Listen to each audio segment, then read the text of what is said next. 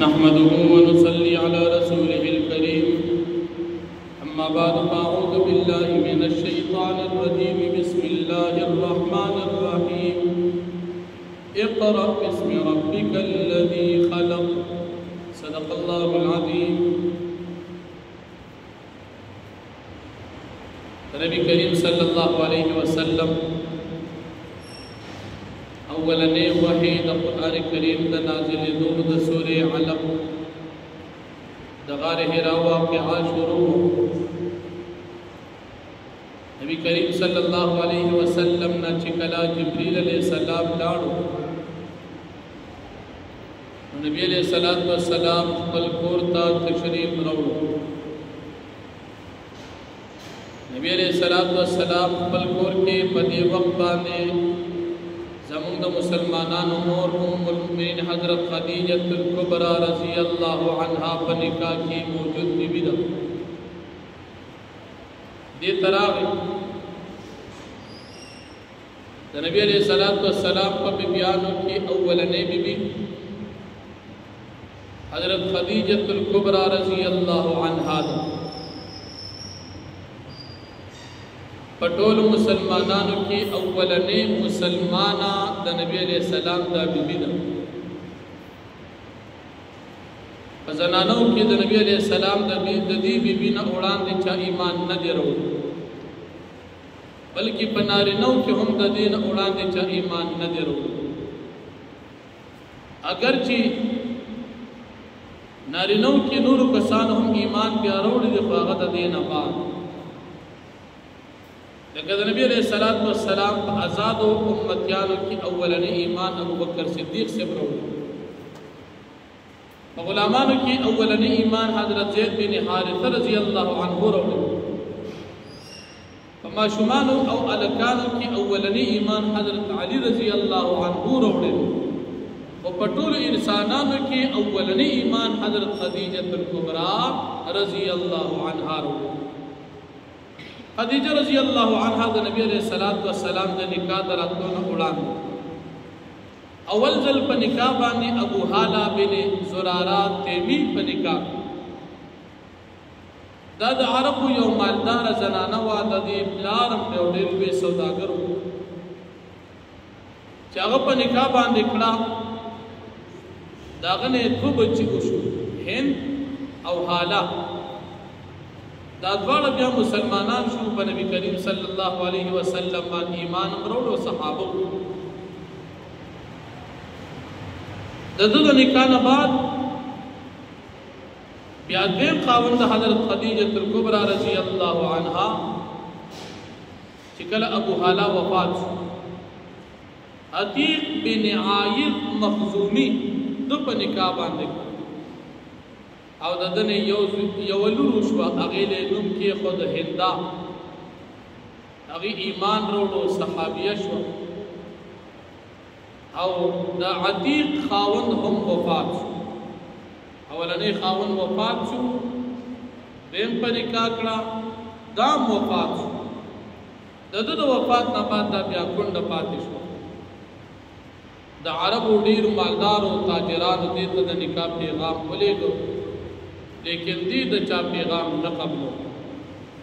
نبی کریم صلی اللہ علیہ وسلم تا دی بی بی پخپل باند دا نکاح پیغام را اولے گو چیز تاثر نکاح کول خوان. حالانکہ دا نبی علیہ السلام نوڑان دی مالدار خلق دا نکاح پیغام نکلو لیکن اگر نکاح پیغامنا دی واپس کرو. حضرت خدیجۃ الکبریٰ رضی اللہ عنہ پیغام رہولے.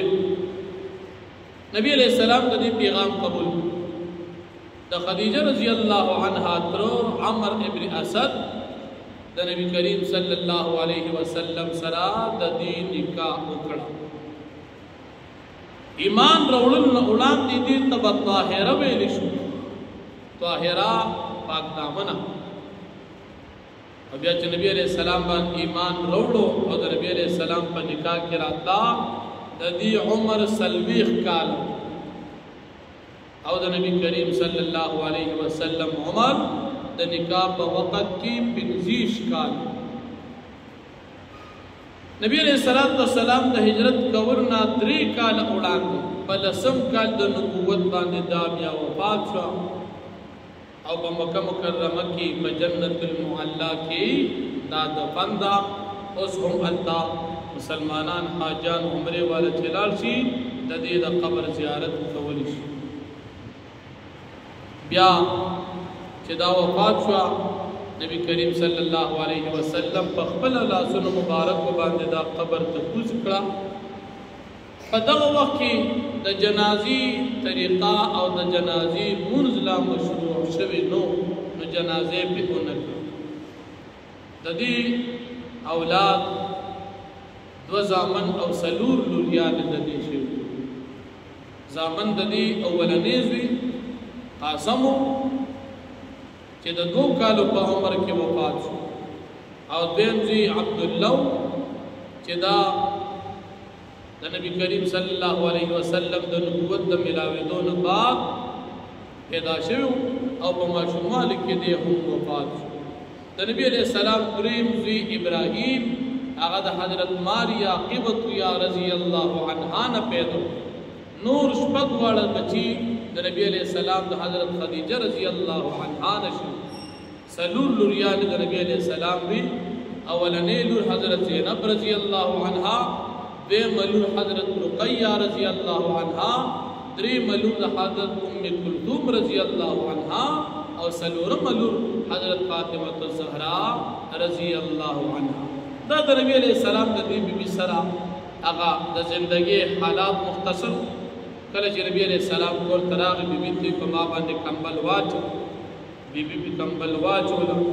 بیا واقعا نبی علیہ السلام حضرت خدیجه رضی الله عنها ته بیان کړه چې کله دې ته واقعا بیان کړه او حالات یې بیان کړل. دی حضرت خدیجه الکبرى رضی الله عنها نبی کریم صلی الله علیه وسلم د خپل ترزوی حضرت ورقا بن نوفل هغه ته کله چې نبی علیہ السلام ورقا بن نوفل تلا په زمانہ د جاهلیت کې په مکه مکرمه کې 2 کسان داسیو چې هغه هر وخت دا کوشش وکړي چې موږ حق دین ته پیدا. زمانہ د جاهلیت وا او د حق دین په تلاش کې 2 کسان ګرځیدل. یو دا ورقه بن نوفل او بل زید ابن عمر ابن نوفل. ورقه بن نوفل د نبی علیہ السلام په دور د نبوت کې هم ژوندی پاتې شوی او زید بن عمر ابن نوفل د سعید بن زید رضی الله عنه چې دا د نبی علیہ السلام صحابی په عشره مبشره کې دا دغه والد سیو. نو زید ابن عمر ابن نوفل اخره کې د وفات کېدو نه وړاندې په کعبه شریفه باندې لاسونه کېښودل او وایي زه د حضرت ابراهیم علیه السلام په دین باندې جون تیرم او باغې باندې وفات شو. او دویم حضرت ورقا بن نوفل. نو ورقا بن نوفل اول نه په تلاش د حق کې کله چې نبی کریم صلی الله علیه وسلم نور راغلی د یو عیسائی بزرگ په لاس باندې بیعت وکړو او د هغه په لاس باندې عیسائی شو. خو داسې عیسائی شو چې هغه د عیسی علیه السلام په طریقه مسلمانو، یعنې داسې عیسائی نه چې عیسی علیه السلام د خدای دپاره ومني، داسې عیسائی شو چې د عیسی علیه السلام د نبوت قائل شو او د انجیل کاتبو. انجیل په سوریانی ژبه کې نازل او تورات په عبرانی ژبه کې. نو دوی به د انجیل کتاب په عربي او په عبرانی ژبه کې ترجمه کو، یعنې د عیسی علیه السلام د انجیل خدمت به کو. دی ورقا بن نوفل چې کله نبی کریم صلی الله علیه وسلم ورته راغی، بیبي ورته راوسته، ټوله واقعه یې بیان کړه. نبی کریم صلی الله علیه وسلم باندې ایمان راوړ. لیکن په دې وخت کې لا نبی علیہ السلام د دین دعوت نه دی شروع کړ. نبی علیہ السلام د دین دعوت د فترتي وحی نه بعد شروع. په نبی علیہ السلام باندې 2.5 کاله یا شپږ میاشتې وحی بنده وه او د هغې نه بعد پې د وحی سلسله شروع شوه. اقرأ بسم ربک الذي د دې نه بعد دوه نیم کاله یا شپږ میاشتې وحی بنده وه. دې وخت کې نبي علیه السلام د دین دعوت نو شروع کړي او په دې وخت کې ورقه بن نوفل مسلمان شو، لیکن د جمهور د وینا مطابق دی په صحابو کې داخل نشو، ځکه د نبی علیه السلام د دعوت دی مسلمان نو همداسې مسلمان.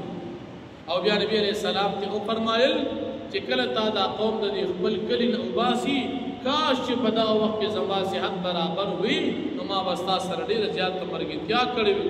نبی علیه السلام ته تسلي ورکړه او نبی علیه السلام ته وفرمایل چې دا تا ته کوم بنده او فرشته راغلې وه، د هغه فرشته وه چې دا به حضرت موسی علیه السلام ته راتله او وایي تا به الله جل شانه چرته هم ضایع نه کړي. نبی علیه السلام ته ډېره تسلي ورکړه. نبی علیه السلام ورته فرمایي آیا ما به دا کلي والا خلک د خپل کلي نه وباسي؟ ورقه بن نوفل صاحب ورته آو دا ته چې کوم د دین محنت کې یو وخت به داسې راشي چې دا قوم به راشي او تا به د دې کلي نه وباسي. دا همیشه د دشمنانو عادت دی، ستا نه وړاندې هم او ستا سره به هم دا قوم داسې کار کوي. لیکن په دغه وخت کې که چېرې زما صحت او قوت برابر وي نو ما به تا سره ملګرتیا کړې وي او په دې وخت کې به زه ستا په کار باندې راغلی وي، ما به ستا مدد کړې وي.